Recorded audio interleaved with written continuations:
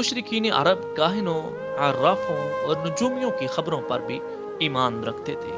काहिन उसे कहते हैं जो आने वाले वाकयात की पेशीन गोई करे और राज हाय सरबस्ता से वाकफियत का दावेदार हो। बात काहिनों का ये भी दावा था कि एक जिन उनके ताबे है जो उन्हें खबरें पहुंचाता रहता है, और बात काहिन कहते थे कि उन्हें ऐसा फहम अता किया गया है जिसके जरिए वो गैब का पता लगा लेते हैं।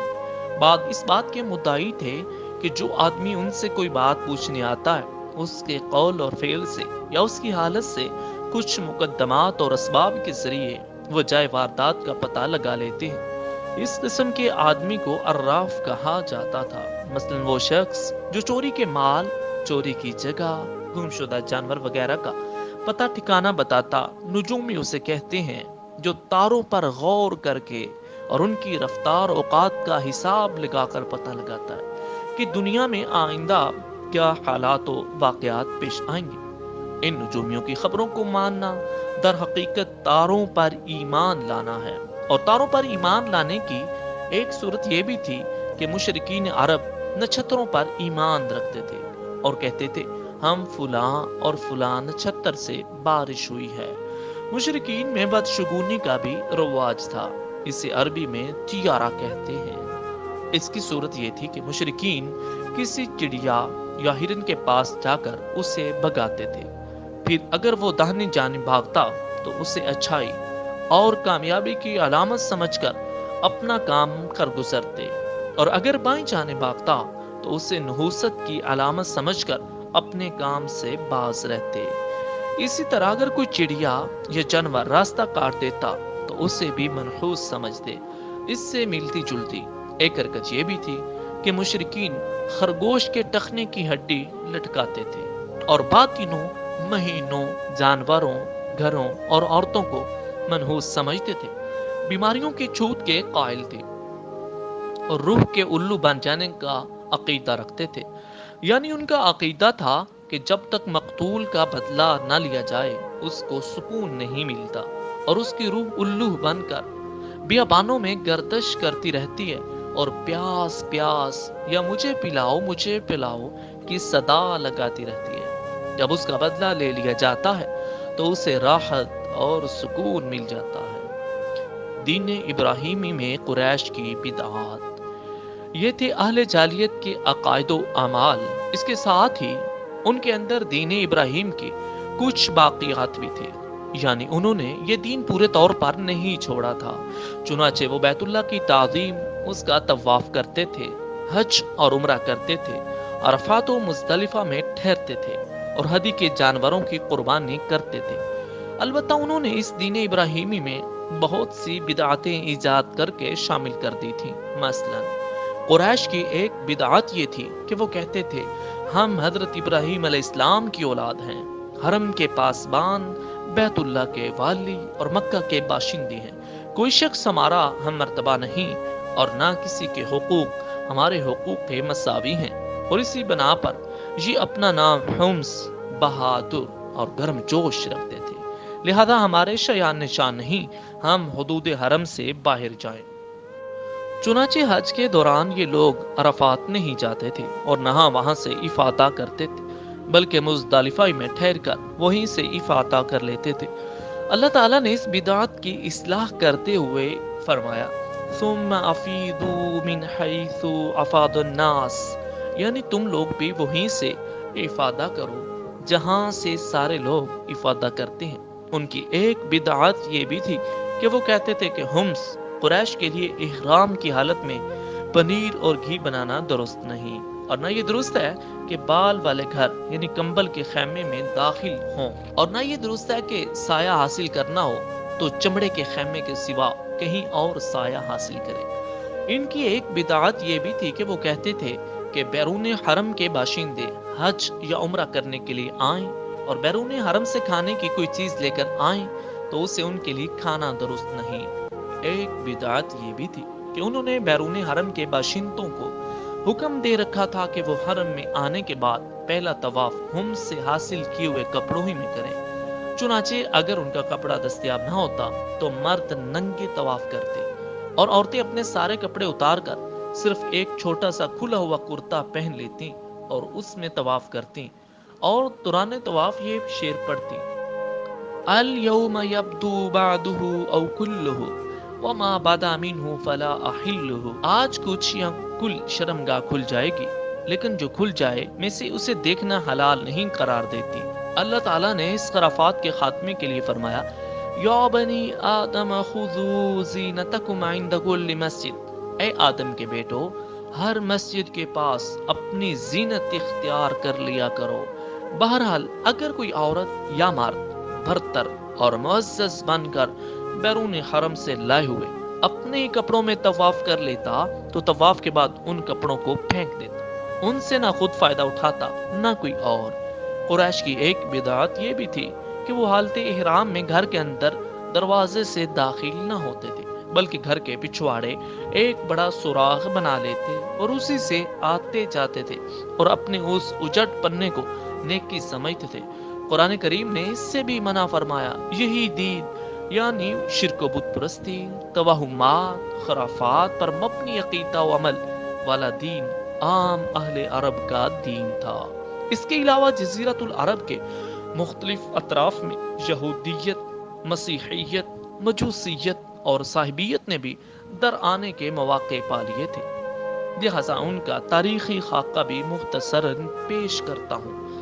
جزیرۃ العرب میں یہود کے کم از کم 2 ادوار رہے. پہلا دور اس وقت سے تعلق رکھتا ہے جب فلسطین میں بابل اور آشور کی حکومت کے فتوحات کے سبب یہودیوں کو ترک وطن کرنا پڑا.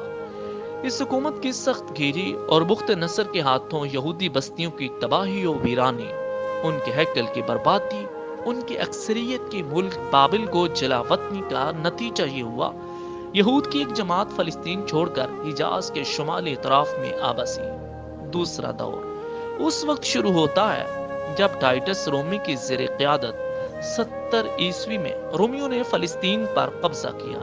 اس موقع پر رومیوں کے ہاتھوں یہودیوں کی داروگیر اور ان کے ہیکل کی بردباری کا نتیجہ یہ ہوا کہ متعدد یہودی قبیلہ حجاز بھاگ آئے اور یثرب، خیبر اور تیمہ میں آباد ہو کر یہاں اپنی باقاعدہ بستیاں بسا لیں اور قلعے اور گڑیاں تعمیر کر لیں.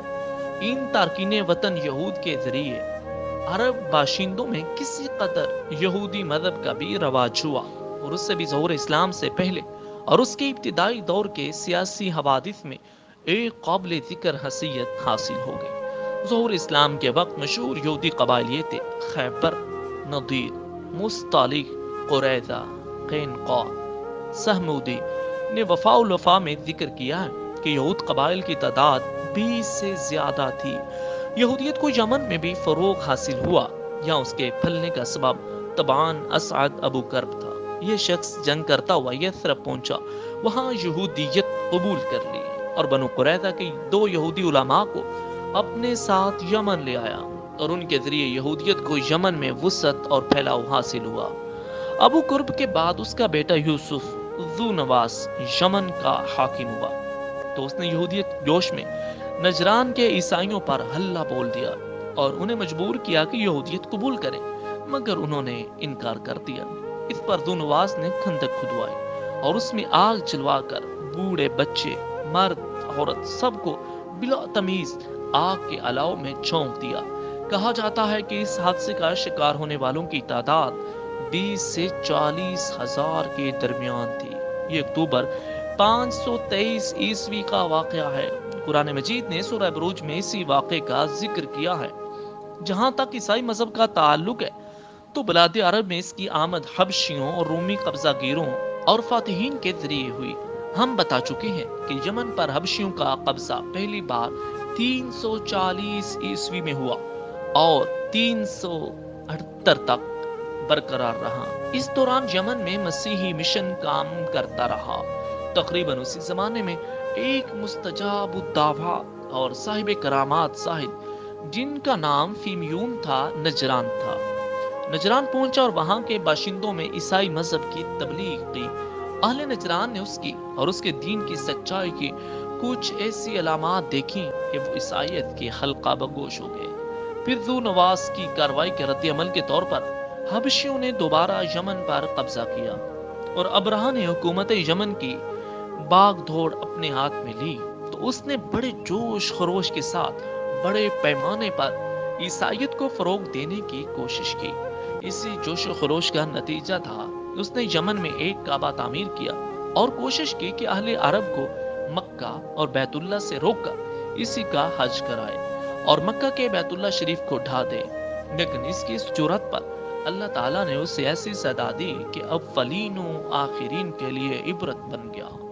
دوسری طرف رومی علاقوں کی ہمسائیگی کے سبب آل غسان، بنو تغلب اور بنو طے وغیرہ قبائل عرب میں بھی عیسائیت پھیل گئی تھی، بلکہ ہیرا کے بعد عرب بادشاہوں نے بھی عیسائی مذہب قبول کر لیا تھا۔ جہاں تک مجوسی مذہب کا تعلق ہے تو اسے زیادہ تر اہل فارس کے ہمسایہ عربوں میں فروغ حاصل ہوا تھا، مثلا عراق، عرب، بحرین، الاحساء، ہجر اور خلیج عربی کے ساحلی علاقے۔ ان کے علاوہ یمن پر فارسی قبضے کے دوران وہاں بھی اکا دکا افراد نے مجوسیت قبول کی۔ باقی رہا عیسائی مذہب تو عراق وغیرہ کے آثار قدیمہ کی کھدائی کے دوران جو کتبات برآمد ہوئے ہیں ان سے پتہ چلتا ہے کہ یہ حضرت ابراہیم علیہ السلام کی کلدانی قوم کا مذہب تھا۔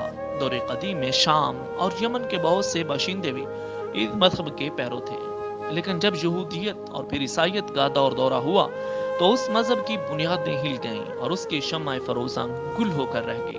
تاہم مجوس کے ساتھ خلط ملط ہو کر یا ان کے پڑوس میں عراق، عرب اور خلیج عربی کے ساحل پر اس مذہب کے کچھ نہ کچھ کار باقی تھے۔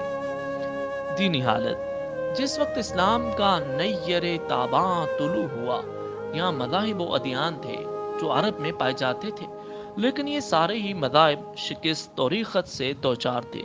مشرکین جن کا دعویٰ تھا کہ ہم دین ابراہیمی پر شریعت ابراہیمی کے اوامر و نواہی سے کوسوں دور تھے۔